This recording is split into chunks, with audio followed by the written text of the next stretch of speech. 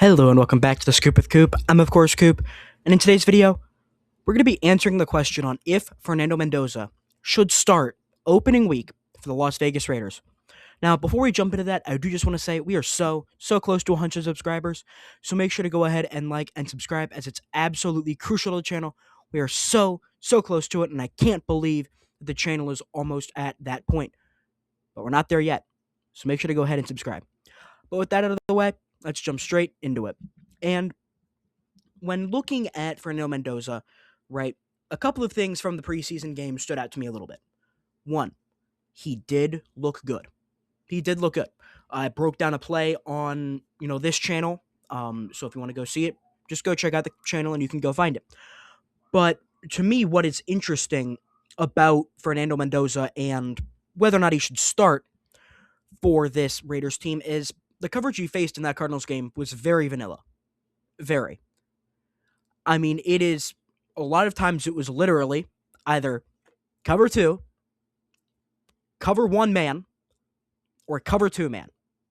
Like, that's basically what they didn't run anything like crazy exotics, like anything just insane, which makes me believe that I don't know if he should start because it is a whole different game going from cover one and, regular looking defenses to Brian Flores, to Robert Saleh, to all of those guys. Not to say that like necessarily it's impossible for Mendoza to deal with it. It's just simply the fact that it's a whole different game.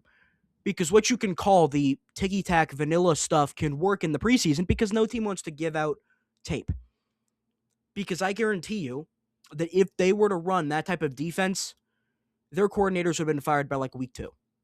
And I know that sounds like crazy, but genuinely, there wasn't anything crazy defensively thrown at him in that game. And I think that it's a good learning point for him to get that development of, okay, we know that if he can properly diagnose, he can find a way to beat cover 2. He can find ways to go get mismatches on cover 1. Like, that's cool. That's great, honestly.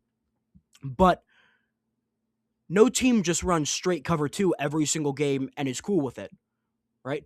No team just does that.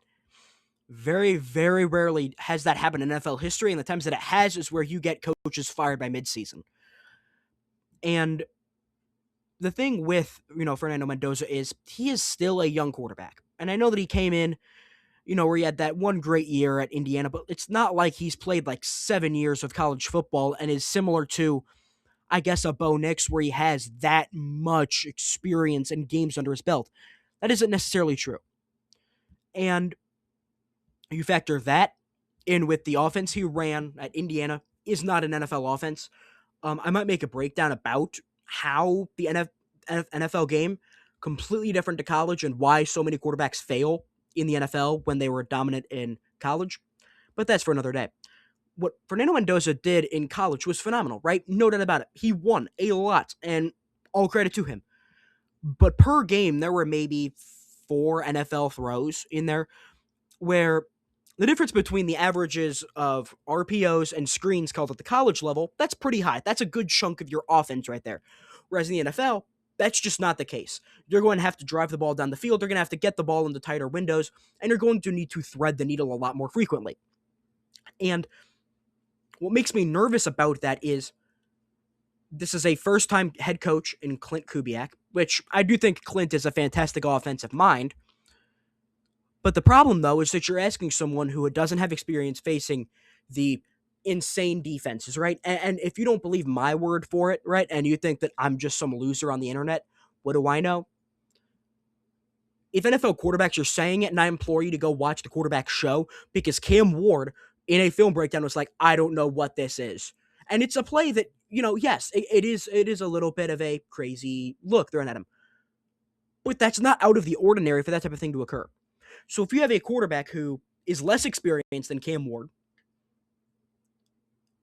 and you're asking him to go out there with a first-time head coach, and you're asking him to go bail you out of a situation where your offensive line isn't great, your weapons aren't great, you have a couple of good weapons there, but you don't have anyone truly, like, game breaking outside of Brock Bowers, which a tight end is a lot easier to cover than a receiver. Just based off of like how many truly great receivers can you think of? Probably a few, right? Probably plenty. Tight ends, it's not as much. Now, that's also because tight ends are tasked with more, but it just comes down to the fact that, you can't build your offense around a tight end and a running back. That really doesn't work unless you're a team like the Patriots, but even then they had Randy Moss, who is a former Raider, by the way, actually. Um, but to me, it just doesn't make sense to start him, and it especially doesn't make sense to start him when you have Kirk Cousins on the bench, because Kirk Cousins, right, is many things. He knows what he's doing. He's been around the block plenty of times, and what Kirk is gonna do, number one, it gets Fernando time to adjust, because that's the biggest thing. Fernando Mendoza needs time to adjust in the NFL game. And not only is Kirk Cousins, in my opinion, someone who I think would be a really, really good mentor to have, but also it allows for Fernando not only to just develop, but also to get into better rhythm with his receivers in practice, to allow him to get more familiar with terminologies, because a lot of times, especially with teams that suck, very rarely are you going to run the exact same play that was called in the huddle.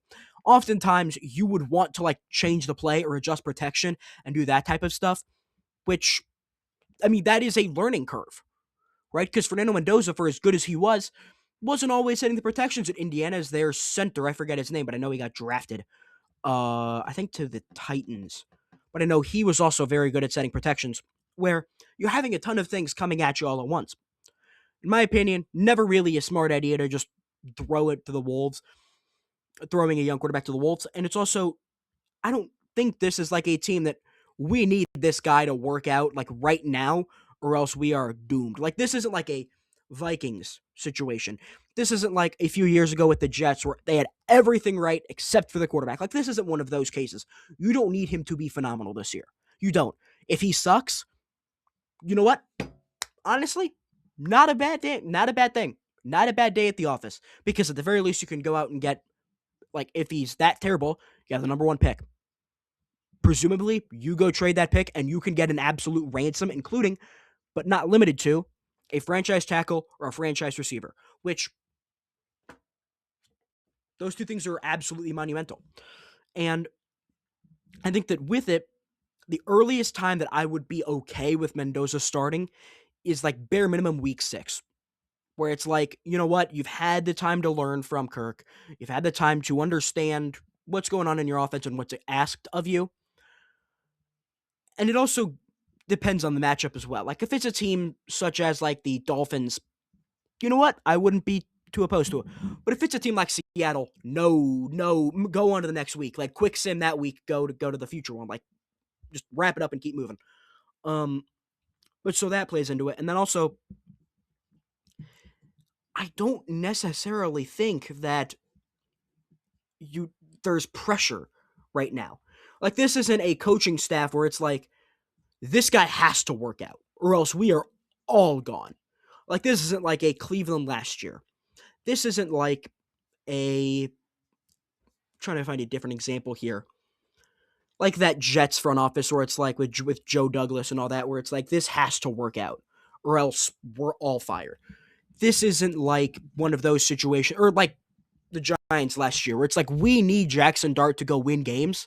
Who cares about what happens with his body going forward? We just need to get wins so we can keep our jobs. That isn't necessarily on the table here. So I think that, with the not necessarily being prepared and all of that, not to mention the other thing too, with the offense that they are likely going to run if Klint Kubiak doesn't completely throw a fastball in this, is a lot of under center play action, which that is one of the toughest things for a young quarterback to learn. And the reason I say learn is that a lot of times that's not taught. Whereas a lot of times quarterbacks, they want to be in shocking because they want to survey the field, right? Cool. It is very, very different than whatever. It is very different than what he ran in college. And that's another one of those things where it's not simply, you're not taught that in college. And so with that, you have to get better at taking the screenshot in your mind initially, turning your back on the defense, and then just like that, you need to have sort of a decision made if your offensive line is terrible. The only thing that I say can help with that is the fact that Mendoza's a little bit taller, so he can see over the pocket a little bit. Even if they want to do like 5-step drops, 7-step drops, in an unworldly case, even a 9-step or just something ridiculous.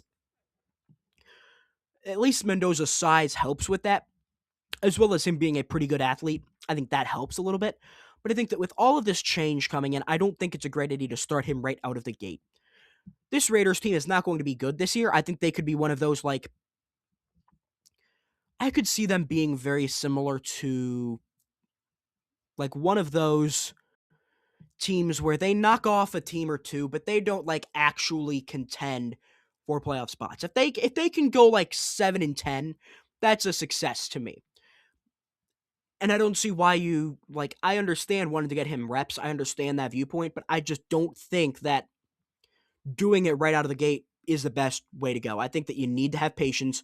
You need to learn. He needs to learn. He needs to develop, because the quarterback position is maybe the most delicate thing in all of sports, where like the most amount of success that like quarterbacks have, like the success rate of quarterbacks over the last like decade and a half or so is at most like maybe 30% at most. And that's grasping at things like Carson Wentz, like Jared Goff. Like that's grasping for straws on how successful these guys are.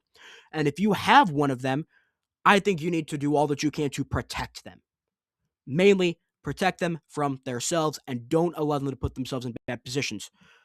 Now, with that being said, I do think that Fernando Mendoza is a great quarterback prospect, and I don't want to make it seem like Mendoza's like a bum and that he can't play in any of that. That's not the case. I do think Fernando Mendoza is a truly phenomenal quarterback. I don't think he's a generational quarterback like a Manning, a Drew Lock, or Andrew Luck. Almost said Drew Lock for a second. Or like a John Elway, like one of those like generational quarterbacks, even though generational comes around way too quickly, because I've gone through like 4 generational quarterbacks, in my life, and I don't think I'm 4 generations, but you get the point I'm trying to make. That like Mendoza is a very, very solid quarterback, and I don't want to see him put in poor positions to succeed. And with that being said, I don't think he should start opening day, and I don't think he should start for the first couple months of the season. But with that being said, we've reached the end of today's video. Once again, make sure to go ahead to like and subscribe, as it's absolutely crucial to the channel. But this has been The Scoop with Coop. I'm, of course, Coop, and until next time, so long, everybody.